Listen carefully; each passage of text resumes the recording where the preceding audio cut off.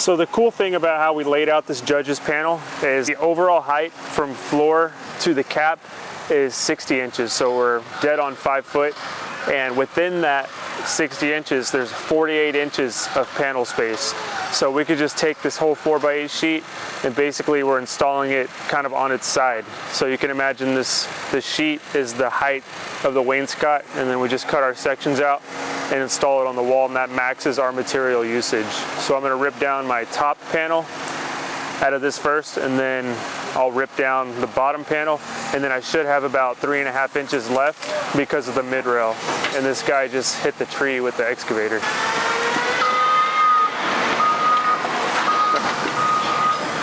Better take it easy, fellas.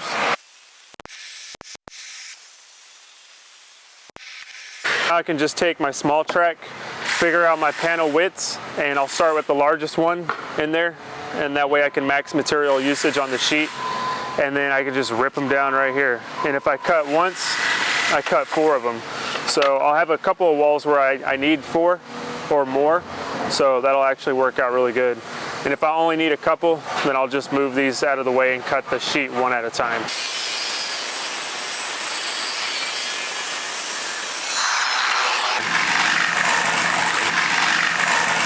I'm gonna finish chopping these things up, and then we'll get on to some of the trim work.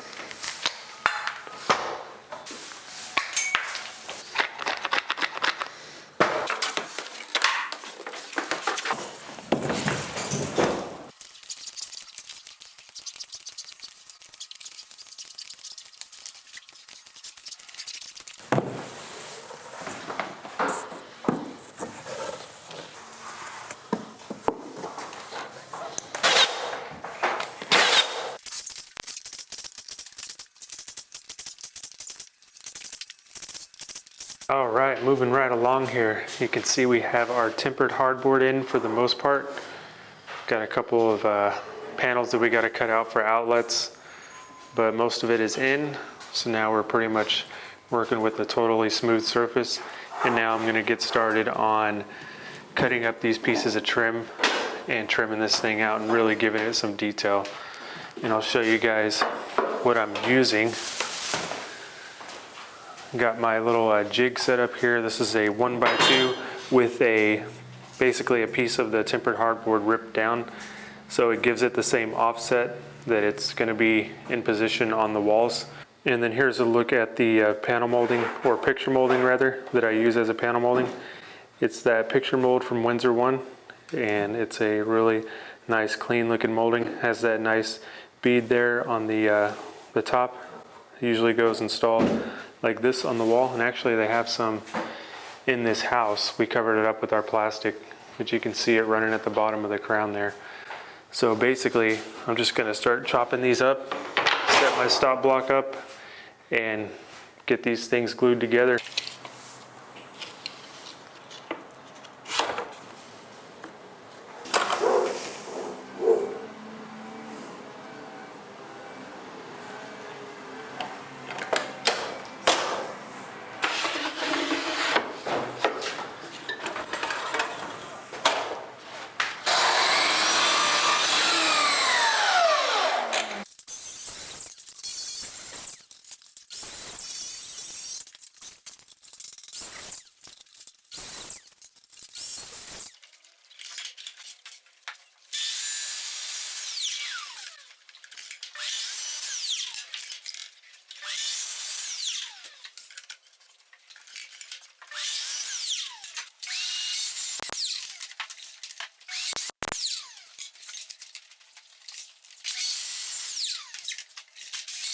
So as you can see, I have all of my parts cut right here and ready to assemble them for the first wall.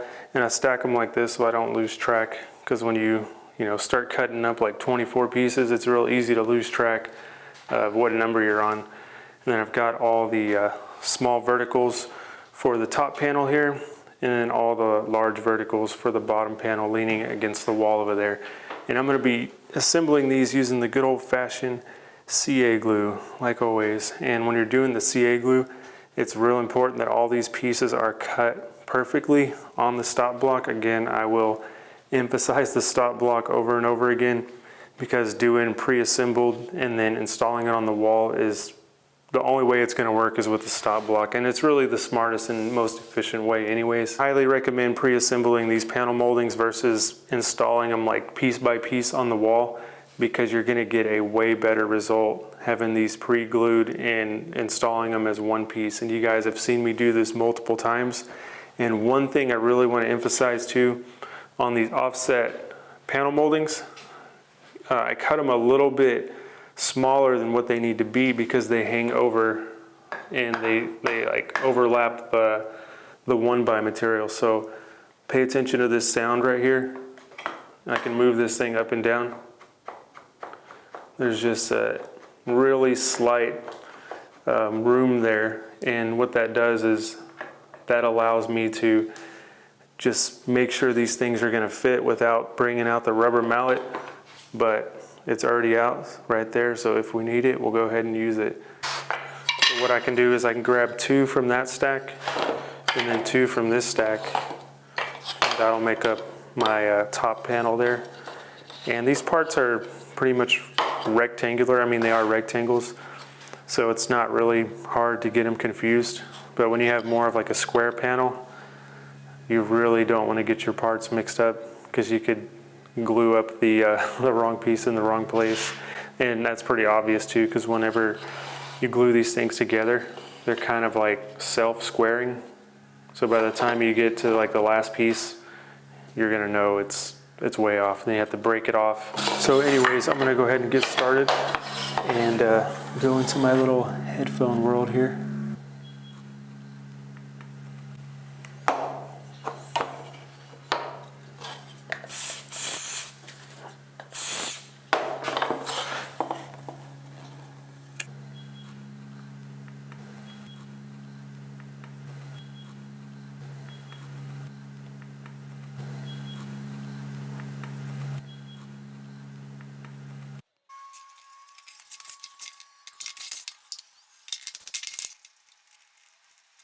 So I want to show you guys real quick how these square themselves up. You can see I have these 3 pieces glued. This one is not. And I'll take it over here to the miter saw and use my jig to kind of prop it up in position.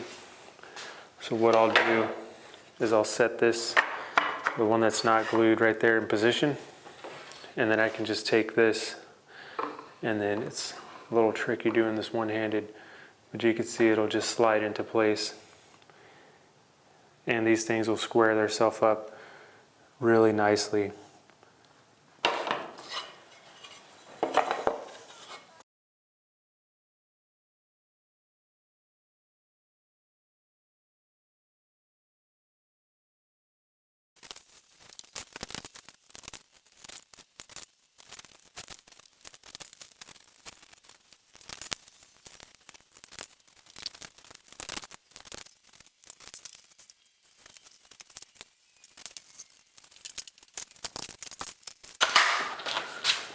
All right, now I get to do the fun part.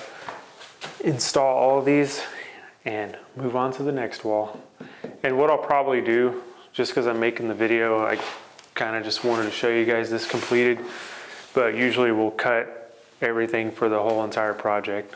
Like all of these verticals on both panels, those can all be cut at the same time because those were all set with spacers, so they're all the same. All the widths are slightly different. And I get a lot of questions about that, like can you keep the widths of your panels the same?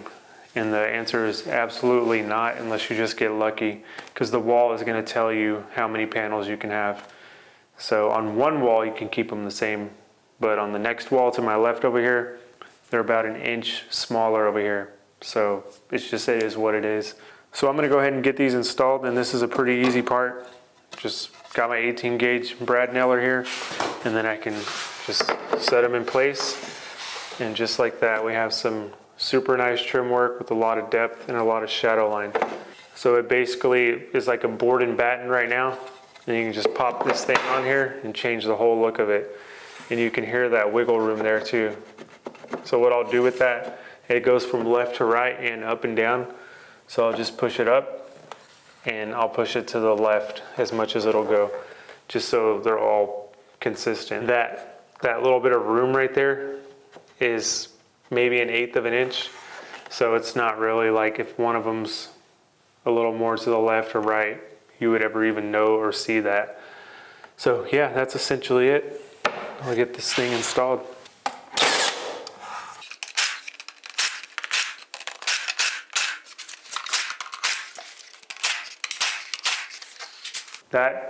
That completes the install of that panel, and then we just move on.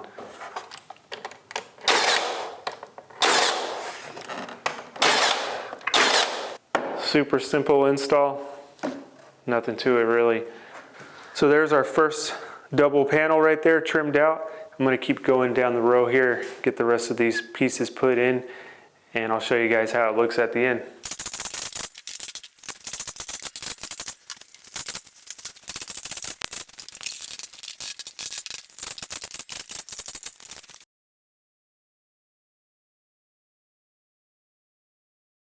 All right guys, there you have it. The judge's panel is trimmed out.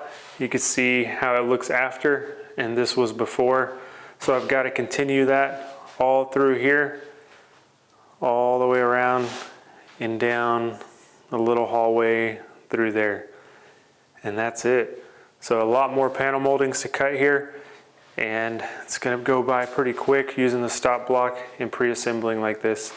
So right now it doesn't really look like, looking at these two, it doesn't look like a huge difference. But once those sanding marks right there are painted, once the hardboard is painted, once all you can see is shadow line, this thing is really gonna pop with that trim inside the panel. So next video, you're gonna see this thing finished, and we're gonna move on to the next project. So as always, let me know if you guys have any questions. I'm gonna wrap this one up right here.